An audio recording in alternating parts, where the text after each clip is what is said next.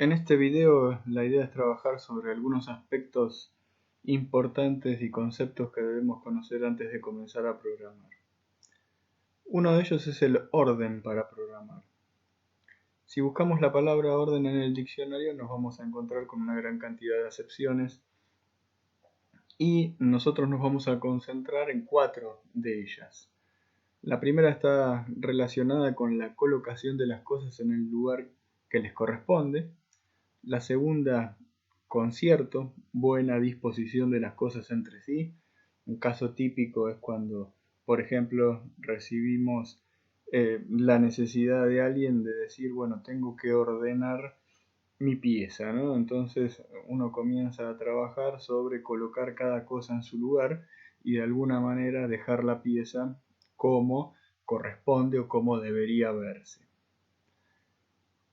La tercera acepción importante para nuestra tarea de programar está relacionada con la regla o el modo que se observa para hacer las cosas, ¿no? Y esto quizás lo podemos ver cuando, por ejemplo, decimos el público ingresó de manera ordenada al estadio y ahí tenemos también una mirada respecto del orden, ¿no? De la forma en la cual se hizo el ingreso al estadio.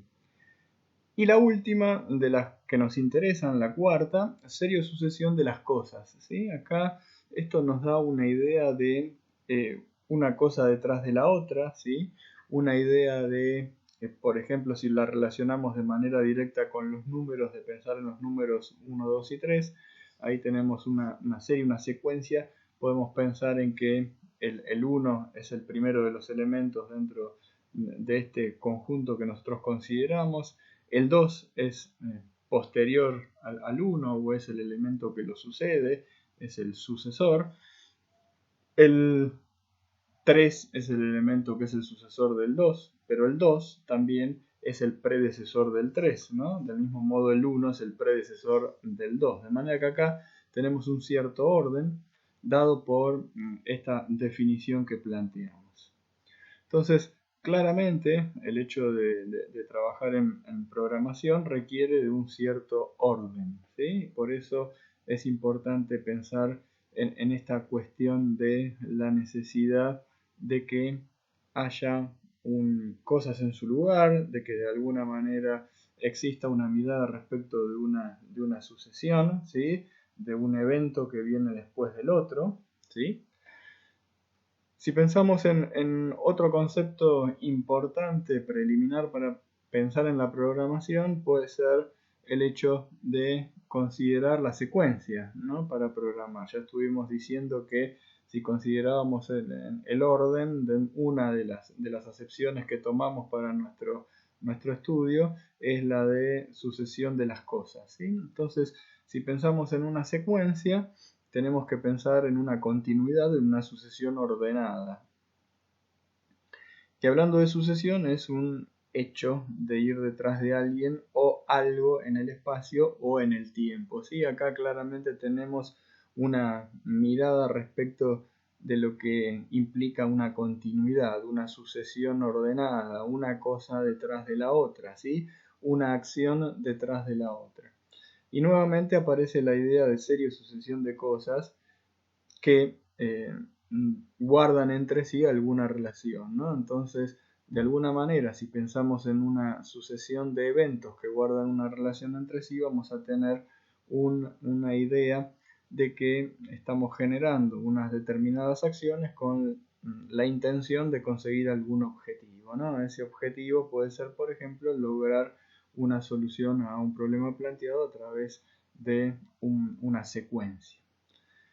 Y nada mejor para pensar en una secuencia que utilizar algún ejemplo típico de aquellos que normalmente podemos encontrar en nuestros hogares o en nuestras tareas cotidianas. Y un ejemplo puede ser cocinar un huevo frito, ¿sí? Por ejemplo, si planteamos este caso, tenemos ciertas acciones que deben generarse una detrás de la otra. Por ejemplo, tomar una sartén, colocar aceite dentro de la misma, encender la hornalla, colocar la sartén sobre la hornalla, dejar que el aceite tome temperatura. Cuando el aceite está caliente, entonces romper la cáscara del huevo y colocar el mismo con cuidado dentro del aceite. dejar cocinar hasta lograr el punto deseado y por último apagar el fuego, quitar la sartén, obviamente sacar el huevo de la sartén y conseguir nuestro objetivo. Y acá vemos que hay una secuencia, una serie ordenada de acciones que se van dando una detrás de la otra que de alguna manera nos permiten cumplir con un objetivo planteado originalmente, ¿no? O con una necesidad planteada originalmente. Esa necesidad claramente era la de lograr cocinar el huevo utilizando para ello una sartén y aceite.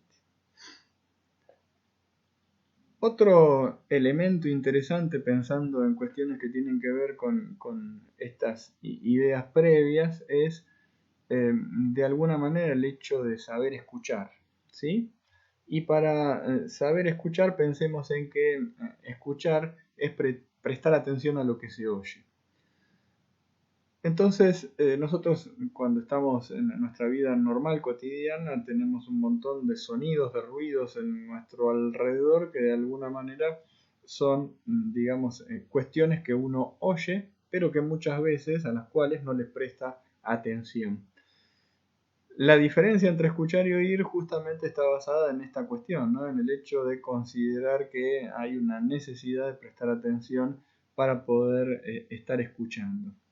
Y eso, esa debería ser una de las virtudes más importantes que tiene un programador, porque justamente siempre delante del programador va a haber un alguien que le va a estar dando una necesidad, le va a plantear una necesidad a nivel de programa, de problema, de necesidad de aplicación. Entonces, ese interlocutor lo que va a hacer es justamente transmitirle al programador cuál es su necesidad. Le va a brindar una especificación, ¿sí? O le va a plantear un determinado problema.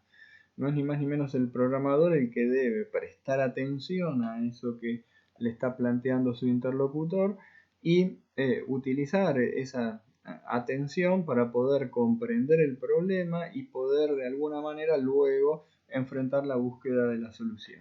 Entonces, obviamente es muy importante tener la escucha en consideración cuando trabajamos en sistemas, ¿sí? Y por eso es un elemento importante y vital al momento de comenzar a programar o a generar soluciones en el ámbito de los sistemas. Si por ejemplo les hago un enunciado de un problema y les digo generar un programa que permita calcular la resta de dos números enteros que se ingresan por teclado, seguramente, si no prestaron atención a lo que les dije, de alguna manera se van a encontrar con varios interrogantes que, digamos, van a haber olvidado y consecuentemente va a haber muchas cosas sobre las cuales van a tener que repreguntar, ¿sí? O van a tener que encarar el problema con un nivel de incertidumbre que haga que no tengan demasiado claro hacia dónde van. Entonces, una de las cuestiones, por ejemplo, que podría plantearles a nivel de interrogante es qué tipo de valores se requieren para el cálculo, ¿no? ¿Son números naturales, reales? ¿Son números enteros? ¿Cuál era la operación que se buscaba realizar? ¿Sí? ¿Era una adición, una sustracción, una multiplicación, una división? ¿Cómo se ingresan los valores? ¿Se leen de alguna estructura ya predeterminada? ¿Los tipea el operador? ¿Hay algún otro tipo de mirada respecto al ingreso de los valores? Si ustedes escucharon correctamente el enunciado del problema y de alguna manera lo pudieron internalizar, claramente van a tener respuesta a todos estos interrogantes. Entonces, un poco la mirada relacionada con este ejercicio es justamente mostrarles la importancia que tiene el hecho de saber escuchar si nosotros estamos trabajando en algo que tiene que ver con la idea de buscar generar un programa, ¿no? Entonces, claramente, uno de nuestros puntos clave al comenzar con el curso está relacionado de manera directa a la necesidad de saber escuchar, de utilizar nuestro sentido a nivel de lo que es audición, obviamente prestando atención a aquello que nos están planteando y de alguna manera entendiendo que esto es vital para comprender el problema. Con estas cuestiones claras, entonces podemos pensar a modo de resumen que orden para programar es importante, que secuencia para programar es importante y que hay que tener en cuenta un hecho fundamental que es el de saber escuchar.